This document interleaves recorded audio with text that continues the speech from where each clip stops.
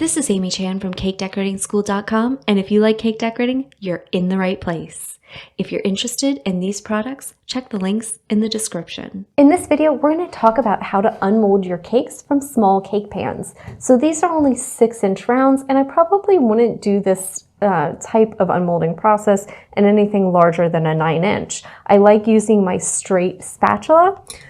And I'm going to just get down in there right next to the edge of the pan and make sure that this is released. And actually the easiest way to do this is to just slide it in and use the pan and roll it like that, right?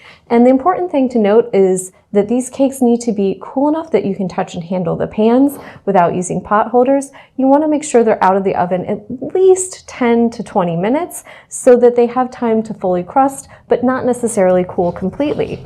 Then it's easy to flip them over, give them a little tap if needed, but your cakes should release on their own. And one important thing to note is you always want to line your cake pans with parchment paper. This allows for easy handling. You can see that then I can place them on a cooling grid or rack so that they can cool completely. That parchment paper on the bottom means that my cakes won't stick, and they'll be easy to handle. And having airflow underneath the cake and on top and the sides means that they'll cool down completely quicker. If you enjoyed this video and you'd like more about the cake decorating materials and equipment we use, or just some inspirational videos about cake decorating itself, you can follow us on Insta or YouTube at Cake Decorating School.